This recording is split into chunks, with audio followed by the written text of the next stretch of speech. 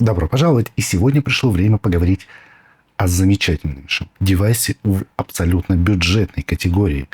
По бюджетности он переплюнет даже Steam Deck и даже Embernic Win 600. Конечно, если мы посмотрим на его производительность. И это, конечно же, Aya Neonext Lite. Просто замечательный девайс за его относительно крутую цену. Но вернемся немного назад и вспомним, что же такое это Aya Neonext. Aya Neonext — это у нас ультрадорогие оверпрайс. Я бы даже сказал, девайсы, которые в давние времена стартовали примерно от $1500 и заканчивались около 2000. Это было элитарное устройство для очень богатых, чем не является данный аппарат. И, собственно, посмотрим. Тут у нас цветастая коробочка. У меня самая дешевая модель, которая стоит всего $300. А все мы знаем, что можно получить за $300. Либо вот такой замечательный аппарат, либо же сеанс массажа у всем известного бурята. Реальные геймеры знают, что они знают, без понятия, но что-то да знают. Сам аппарат. Тут, конечно, должна быть наклеена пленочка, но ее нет, потому что потому. Дальше тут еще один поролон. Опять нам напоминает, что это Aya Neo. И тут у нас конвертик. Тут уже экономная инструкция. Черно-белая. Собственно, можно видеть все порты. Но хоть она и черно-белая, но в качестве принта не стали экономить. Все относительно на нормальном уровне. И далее аксессуары. То, что я просто обожаю у Aya Neo, так это количество аксессуаров. Начнем с самого простого.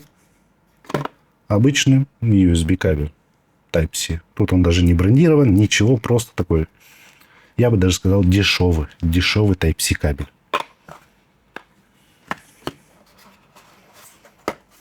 Теперь у нас идет дополнение. Тут у нас фирменные два Type-C адаптера. Такие же шли, по-моему, со всеми Aya Neo. И адаптеры для розеточек. Неважно, где вы находитесь, зарядить свой девайс сможете всегда.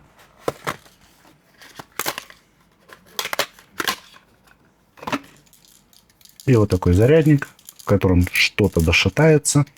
Но, надеюсь, у вас этого не будет. И здесь у нас обычные 60 Вт. Что-то там отломалось, но не важно.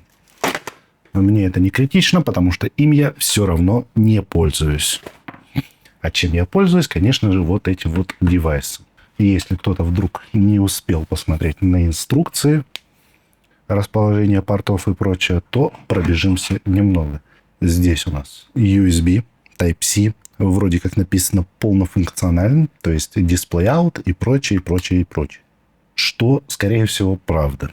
Потому что здесь дисплей я почему-то забыл потестить. Но зарядка идет, и это уже хорошо. И USB нормально работает.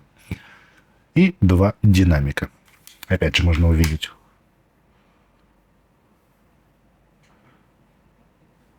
версию моего девайса с серийным номером.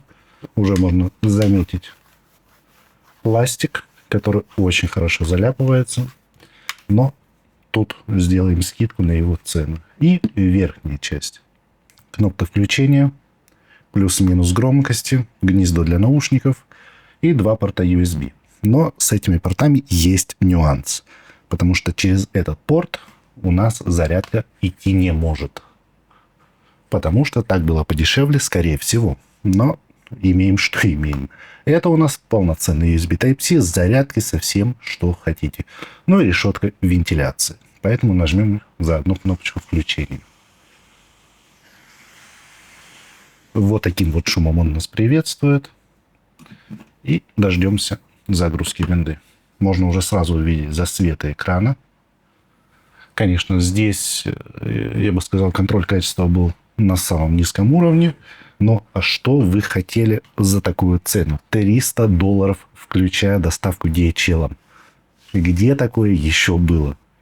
Да, стоит отметить, конечно, что здесь у меня уже установлен другой SSD, потому что мне немножко маловато того, что предоставляется изначально. Минимальная яркость здесь относительно нормальная. На камере, конечно, не особо видно, но в реальности все относительно нормально. Касательно SSD, который установлен здесь, в моем случае это был вот такой вот Phison на 128 гигабайт. В принципе, проблем с ним не было. Но единственная проблема у меня была – это его объем. Как бы, да, можно было взять версию на 512 гигабайт с более мощным процессором, 8 ядер, Vega 8, и не заплатив при этом больше на $100. Для некоторых людей это будет приемлемо. Я же хотел именно самый дешевый девайс, который только возможно купить. Поэтому тут у нас, конечно, iSpace работает всегда. Это у нас кнопка, ее можно изменить. В данном случае у меня она работает как сочетание клавиш Windows плюс G, чтобы вызвать меню Xbox. Ну и посмотрим, собственно, на игры, потому что игры — это то, что нам нужно. И то, что все любят. Ну и поскольку у меня проведен апгрейд, подключим же звук. Тут у меня, конечно, все обновляется. Но пока все обновляется, посмотрим на, например, Resident Evil 4. Попробую запустить эту игру на своем Win 600. Будет, конечно, печальная ситуация. Ну и пока Resident загружается и думает, немного напомню его характеристики. Здесь стоит 800p экран, плюс-минус нормально. Также процессор 4500U от AMD, который старенький, но может иногда что-то довыдавать.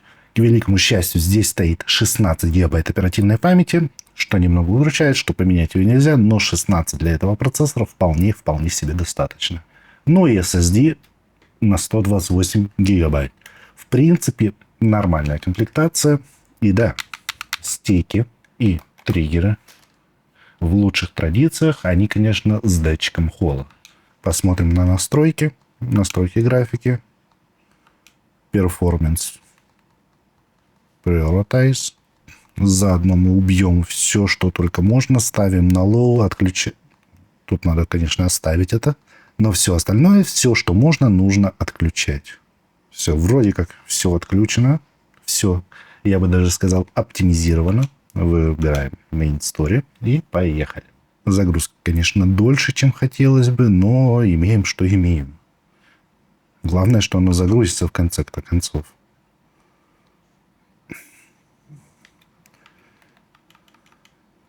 И удивительное рядом. Конечно, есть вот эти вот статоры, но эти статоры, они, по-моему, присутствуют на всех процессорах мобильных, что я видел. Еще не видел ни разу, чтобы здесь не подвисало. Конечно, если мы не подключаем какую-нибудь eGPU и прочее, а так просто на мобильном процессоре. Бабка еще не вышла, пистолет взяли. И я очень сильно надеюсь, что звук от игры не будет клипать. Я вроде как все настроил, но насколько я профессиональный стример, настолько я профессиональный и звукач. Поясню, в скобочках нет. Напоминаю, здесь стоит 20 Вт, лог на 60, чтобы вдруг не выдало больше 60. И в среднем потребление такое себе. Немного неприятное, но а что делать? Выбор невелик. Зато выбор — это велик.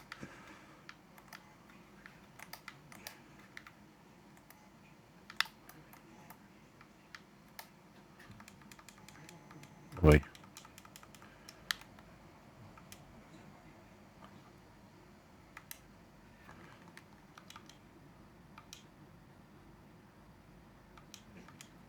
Присутствует, конечно, везде подвисание, но оно работает, оно играется. Хоть и FSR Performance, хоть и 800p, но оно работает. И работает относительно хорошо. Можно, конечно, заморочиться, убить графоний еще сильнее и получить больше FPS, но смысла от этого не особо много, поэтому и так сойдет. Почему, собственно, и нет.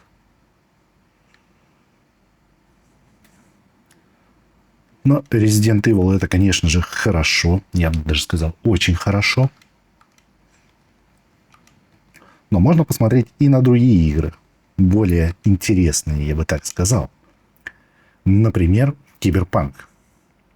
Куда же без Киберпанка? Не запустил Киберпанк, считай, не тестил. Идеальная игра для теста, потому что она просто унижает процессорные ядра, неважно, сколько ты закинешь. Ну окей, важно, сколько ты закинешь. Если мы закидываем примерно 16 ядер, 32 потока, Киберпанку, в принципе, тоже нормально, и он тоже это все забьет. К сожалению. Больше потоков он вроде как не переваривает. По крайней мере, я такой не видел. Тут уже видим, что проценты использования очень хорошо оптимизированы. Прям чувствуется мощь. Мощь этой игры. 60 кадров почти стабильные в меню. Это уже тоже хорошо.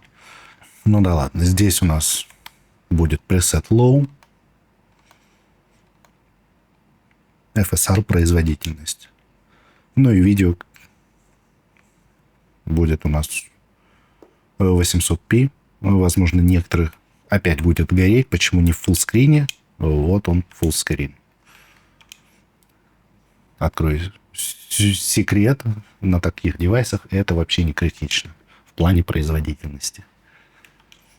Но да ладно. И видим, как оперативка начинает хорошо подгружаться.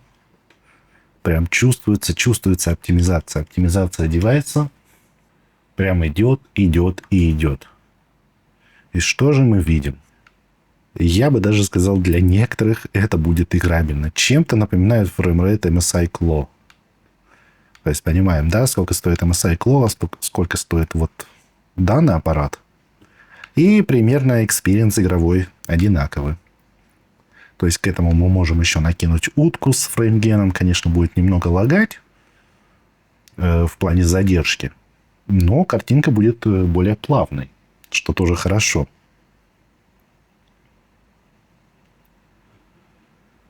Просто идеально работает.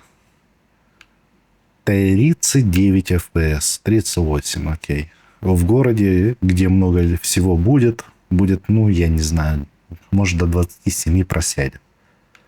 В целом, если вы, так сказать, очень хорошо толерантны к фреймрейту, можно даже и пройти на данном аппарате. Кто бы мог подумать, что из старого железа можно получить вот такую вот замечательную производительность. И стоит заметить, что нагрузка на все это прям, я бы сказал, идеально. GPU 100%, CPU почти тоже 100%. Просто раскрытие потенциала здесь и сейчас. Именно за этим и гонятся, чтобы раскрыть весь потенциал. Что нам еще нужно?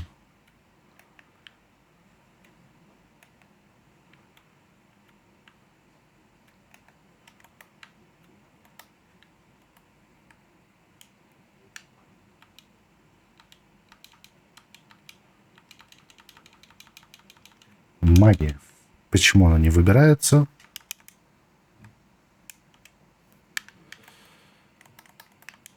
Ну да, ладно. Скорее всего, опять приколы переключения режимов в Ionio.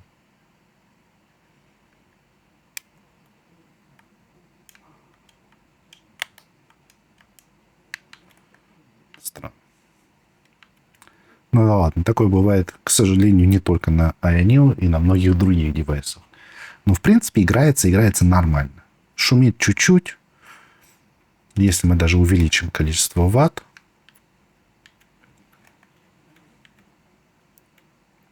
если оно поймет, что нужно увеличивать.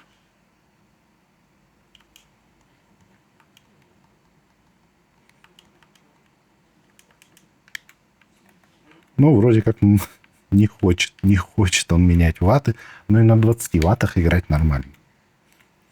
Поэтому посмотрим на более интересные игры и на более интересные их конфиги. А именно, например, Palworld. Тут, конечно, не все так просто, к великому сожалению. Здесь у нас нужно использовать утку, чтобы было прям очень хорошо. Запускаем еще и утку. Пресеты у нас FSR, плюс апскейлы, плюс все.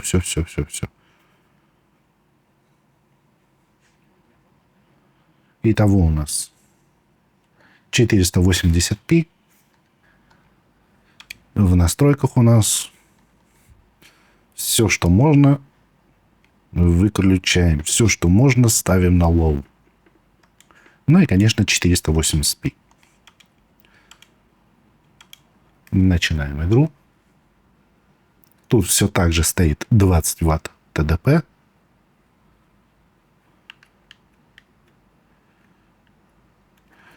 Вот это вот настоящий фреймрейт.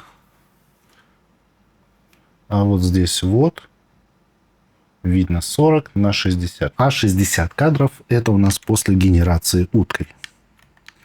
В принципе, если вы не какая-нибудь киберкотлета, то играть довольно приятно. Конечно, есть статоры, вызванные и фреймгеном, и тем, что просто оно плохо работает. Но как-то доработает. И это уже огромный плюс. Где-нибудь там на ненадолго запустить, побегать, пособирать палов. Конечно, можно было назвать их и другими существами, но это палы. И работает в целом неплохо. Если даже смотреть на реальный FPS без апскейла, то 28-35 кадров, иногда даже 40. Что еще нужно? Конечно, разрешение убито, текст плюс-минус не читаем. Но в целом, если закрыть на многие глаза и вспомнить цену в $300, работает просто замечательно. И далее. А далее у нас идет более интересная игра под названием Forza Horizon 5. Раньше мне просто нравилась эта гоночка, но теперь она используется только для тестов. Потому что пока ты зайдешь в игру, чтобы проехать одну гоночку, у тебя проходит всякое желание это делать. Итак, Forza загрузилась, и время посмотреть на фреймрейт во время, собственно, обычного геймплея. И что мы видим? Кадры просто бомбезные. Статоры, конечно, тоже неприятные, но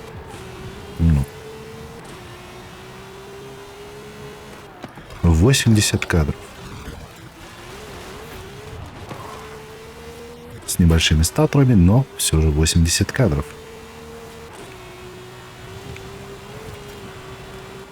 А это значит, что настроечки можно даже и поднять на низкие. Что не может не радовать, или даже попробовать замахнуться на медиум. Конечно, в этом я сомневаюсь, но все возможно. И даже на самых низких играть относительно неплохо. Эти 8 кадров значат, что можно сделать... И софт отвалился. Ну да ладно. Что я именно хотел сделать, это ограничить 60 кадров именно в софте, но придется ограничивать, конечно же, в игре самой.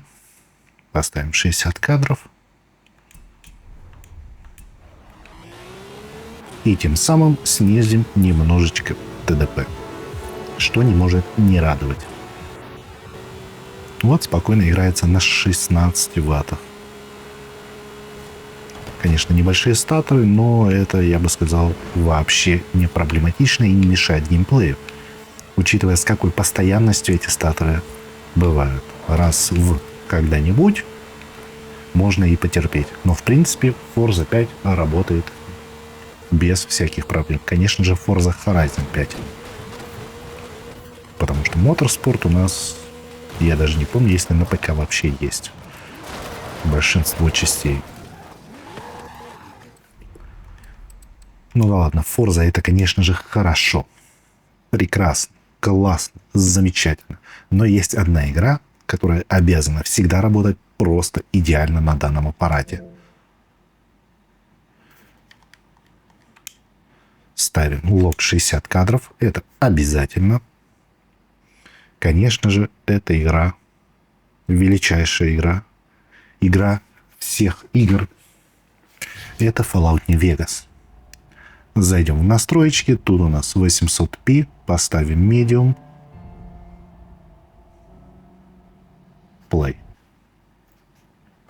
Конечно, сомневаться в том, что игра нормально будет здесь работать, даже не нужно. Вопрос, конечно, остается в ТДП. Сколько ватт оно будет жрать. Продолжаем игру и надеемся, что оно не вылетит именно сейчас. И что же мы видим?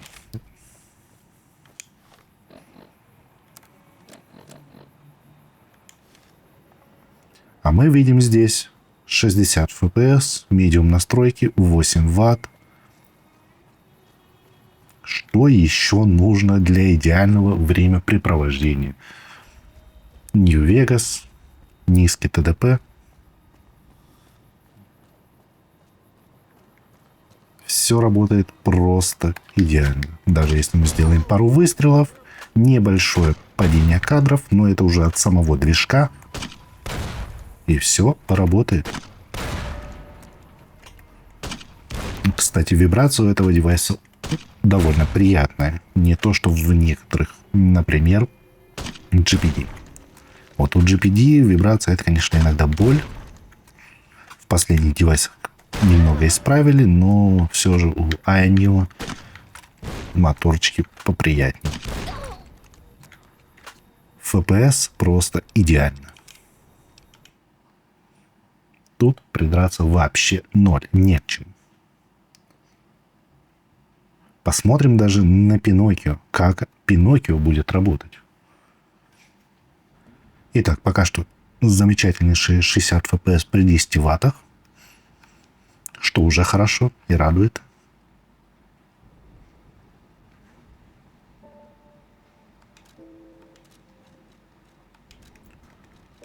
Далее, настройки графики. Лог у нас на 60 кадров. Сделаем. Оставим его также. FSR. Производительность. Ну и пресет Low. Меньше уже некуда. И продолжим.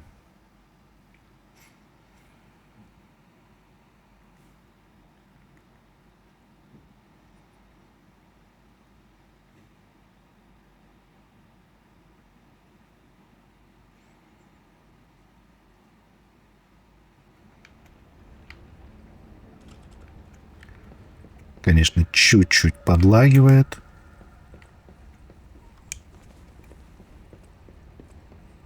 Но в принципе играбельно.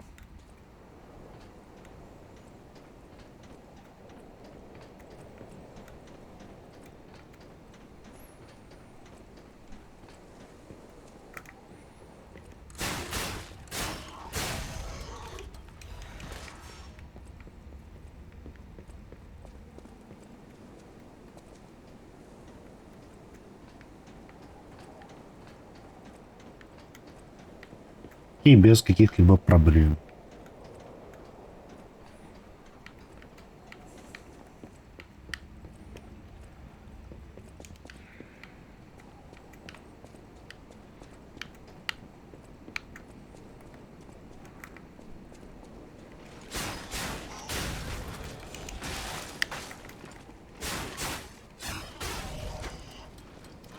Все играется. 60 кадров.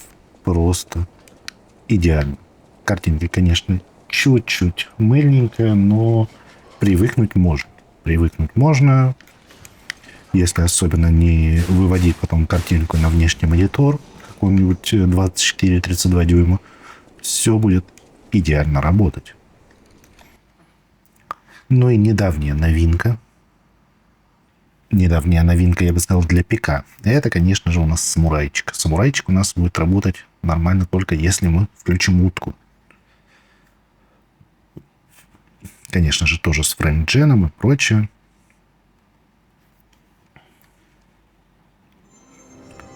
Тут у нас, конечно, не как в Palworld, что 480p. Здесь у нас великолепное разрешение 540p.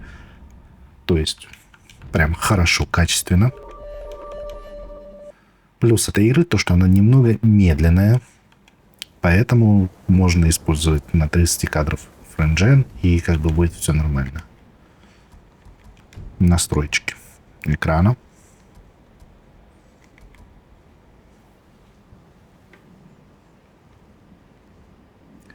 Почему он пишет, что это HDMI монитор, вообще без понятия.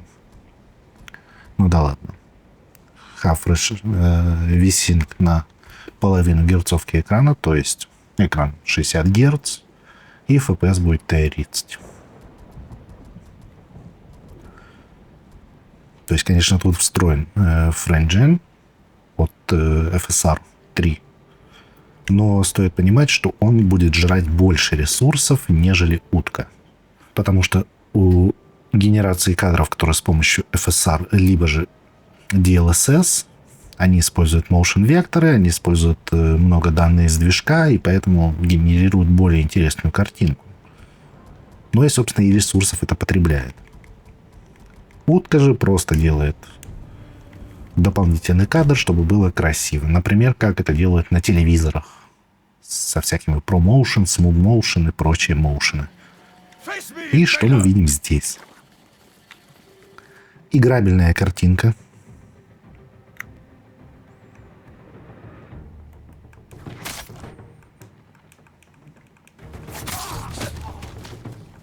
Собственно, с начала игры до этого момента я прошел именно на этом девайсе.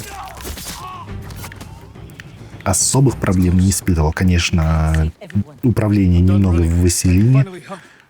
Присутствуют вот такие вот артефакты, как с этим огнем. Если быстро куда-то что-то двигать, будет неприятно. Но в целом нареканий вообще нет. И все это потребляет около 7. И все это потребляет около 17 Вт. Ну, то есть SOC. Полное потребление с батареи это 30 Вт.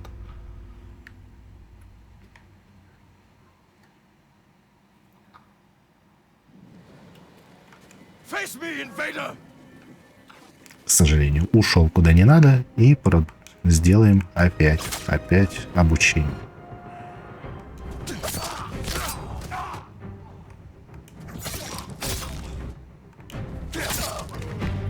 Все, можно бежать дальше.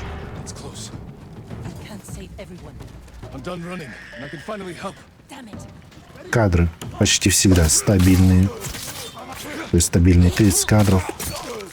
Проблем вообще ноль. То есть кат-сцены на движке прекрасно. Температуры просто замечательные, 60 градусов. Что еще нужно за $300? Выходим из игры. И поскольку мы вышли из игры, можно подвести кое-какие итоги по данному аппарату. За $300 просто замечательнейшая покупка. 10 из 10. То, что нужно, покупайте, берите. Пара нюансов. Все USB-порты, которые находятся здесь и 2 здесь, они, конечно, не версии 4. То есть нету никаких eGPU и прочее. Можно забыть про это. Но и в те времена данный процессор, у него не было поддержки такой. Стоит помнить, что это старенький процессор. Все старенькое, все, что было, мы используем. Просто что завалялось на складе, а я не использовала. Поэтому сейчас надо как-то быстренько продать, чтобы было классно. В целом, за $300 я очень сильно сомневаюсь, что новое вы что-то сможете взять. И именно которое доступно во всех регионах. Потому что тот же, можно сказать, Steam Deck можно по дешевке взять, рефаб, либо же по скидке в Steam. Например, в моем регионе такого нет. Поэтому это самый отличный вариант. $300, доставка DHL, идеально. Но если у вас есть чуть-чуть больше бабосиков, и вы любите посмотреть на БУ технику, то тоже, конечно, можно разгуляться, можно взять и на 6800U и на 7840U, если очень сильно постараться, примерно за $500. Поэтому покупать или не покупать, думать только вам. Мое мнение. Девайс классно. Замечательная альтернатива Win 600. Если вам нужен новый аппарат, то это отличный выбор. Заходим на сайт, официальный сайт, конечно же, и покупаем его там. И, собственно, можно сказать только одно, что на этом все.